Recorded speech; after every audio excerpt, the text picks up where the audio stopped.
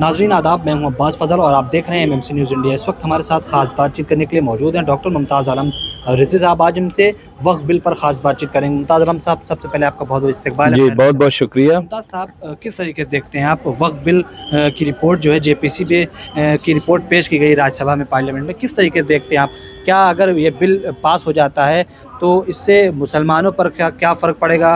वक्फ bill अगर बन जाता है तो क्या जिस तरीके से ख़बरें फैलाई जा रही हैं कि ज़मीनें जो है कब्ज़े में हो जाएंगी सरकार के, क्या वाकई ऐसा कुछ है? क्यों इतनी आफत आ रही है? बहुत बहुत शुक्रिया। मुझे लग रहा है कि ख़बरें फैलाई नहीं जा रही हैं, बल्कि सरकार की नीयत इस मामले में ठीक नहीं है। और जिस तरह से बिल लाया गया है, देखिए, अमेंडमेंट कोई नई चीज़ नहीं है। अमेंडमेंट होते रहे हैं, कानून में, आइन में तरमीम होती रही है। लेकिन ये कह के तरमीम करना कि जो वक्फ कानून है मौजूदा, वो बहुत ताकतवर है, और ये प्रोपगंडा करना कि वक्फ बोर्ड जहाँ पे उंगली रख देता है वो उसकी ज़मीन हो जाती है, ये इतना झूठ है। ये सिर्फ़ और सिर्फ औकाफ को छीनने की नीयत इसके पीछे लगती है। कहाँ इतना बड़ा, इतना ताकतवर है। मैं बार बार कहता हूँ कि अगर आप देखें, दिल्ली में 123 प्रॉपर्टी का अगर आप देखें जो वक्फ लैंड है, पिछले 1984 से उस पर मुकदमा चल रहा है। आज तक वो ज़मीन नहीं मिली है। तो ये ताकतवर है। भाई, कहाँ से ताकतवर है? अपनी ज़मीन। और ये जो मैं 123 प्रॉपर्टी की बात कर रहा हूँ, जो बड़ी प्राइम लैंड है, वो उसमें कब्रस्तान शामिल है, उसमें दरगाहें शामिल हैं, उसमें मस्जिदें शामिल हैं, करबलाएँ शामिल हैं, ये तमाम ऐसी जगह। तो इसलिए मतलब, और वो भी देने के लिए तैयार नहीं है। लेकिन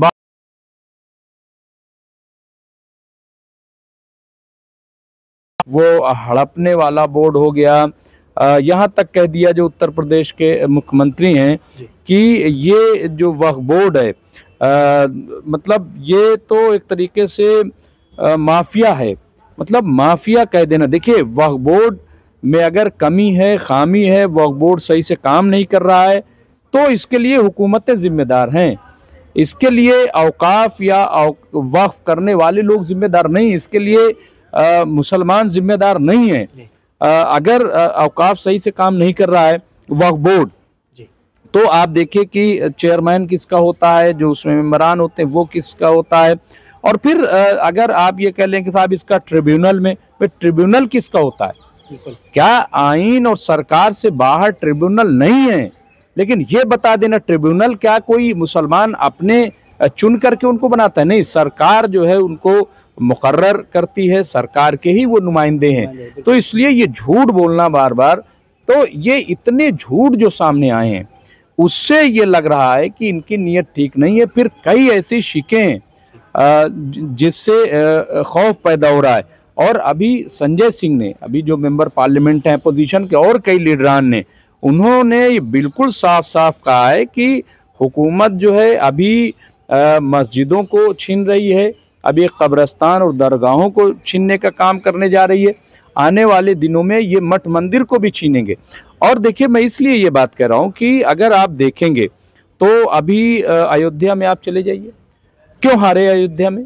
हारने के पीछे यही वजह थी कि वहाँ पे जो गुरबा लोग हैं, जो वाकई वहाँ के हकीकी लोग हैं, उनको रिमूव किया जा रहा है सिर्फ इसलिए कि इसको तिजारत का हब बनाया जाए, डेवलपमेंट के नाम। हाँ, इसीलिए। इसी तरह से अगर आप देखेंगे तो काशी कॉरिडोर, आजकल एक बहुत वीडियो चल रहा है जिसमें एक शंकराचार्य को जिस तरह से पीटा जा रहा है वहाँ के लोगों को कि प्रोटेस्ट क्यों किया।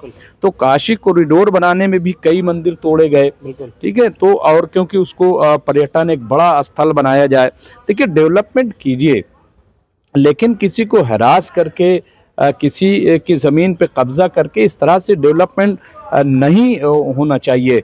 बहुत सारी औकाफ, जब यहाँ पे जाहिर है कि बीजेपी आ जाइए, लेकिन अगर आप देखेंगे तो पहले भी बहुत सारी ज़मीनों पे पूरी मस्जिदें जो हैं वो गायब कर दी गई। पूरे कब्रस्तान, सिर्फ दिल्ली में 1000 से ज़्यादा कब्रस्तान थे, आज कहाँ है कब्रस्तान? नहीं है।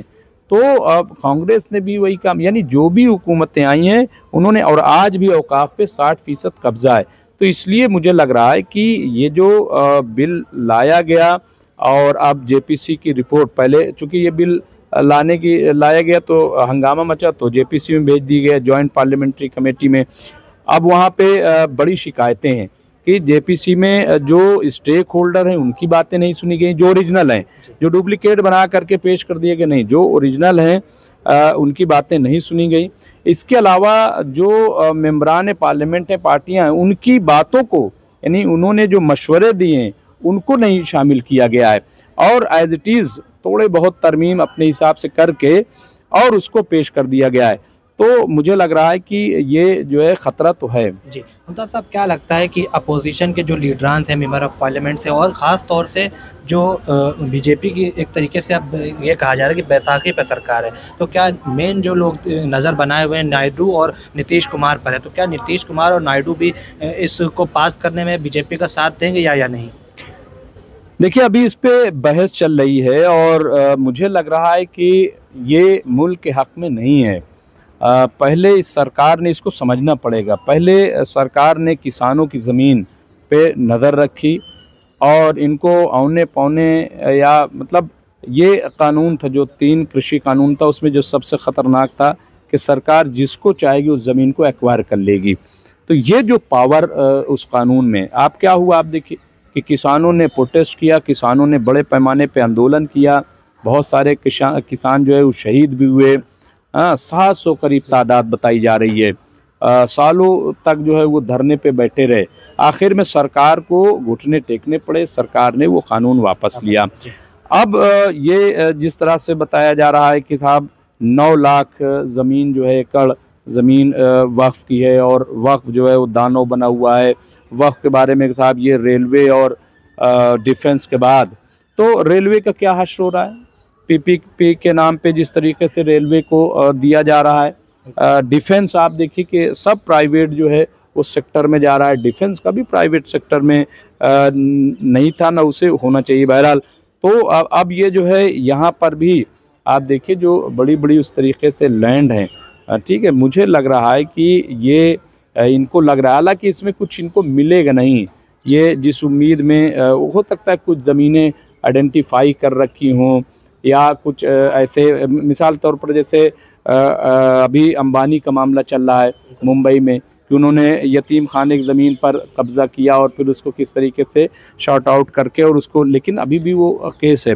तो हो सकता है कि इस तरह की चीज़ें, इस तरह की, या बहुत सारे जो गवर्नमेंट के ऑफिसेज वक्फ लैंड पे बने हैं तो उनको लेने के लिए, या इसी तरीके से और कुछ चीज़ें, तो हो सकता है कि सरकार की ये नीयत हो, लेकिन ये ठीक नहीं है। इसमें जिस तरीके से ये कहा गया कि ये जो है मतलब जैसे ही ये कानून लागू होगा तो जितने मुकदमे चल रहे हैं वो मुकदमे ख़त्म हो जाएंगे, यानी वो ज़मीन जो है वो गवर्नमेंट एक तरीके से उनके कब्ज़े में आ जाएगी। इस तरह की चीज़ें जो हैं तो मुझे लग रहा है कि ये ठीक नहीं है।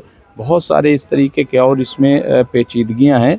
सरकार की अगर नीयत ठीक है तो वक्फ बोर्ड के निज़ाम को दुरुस्त करे, जो सेंट्रल वक्फ काउंसिल है उसके निज़ाम को दुरुस्त करे, उससे जो है चीज़ें सब ठीक हो जाएंगी। और मैं एक चीज़ और कहना चाहता हूँ कि वक्फ की ज़मीनें अगर हैं तो वो हिंदुस्तान में ही हैं, उसको कोई ले के नहीं जा रहा है। अगर उसको ठीक ढंग से डेवलप किया जाए, सरकार डेवलप करे, तो उसका फ़ायदा भी हिंदुस्तान को मिलेगा, हिंदुस्तान के लोगों को मिलेगा।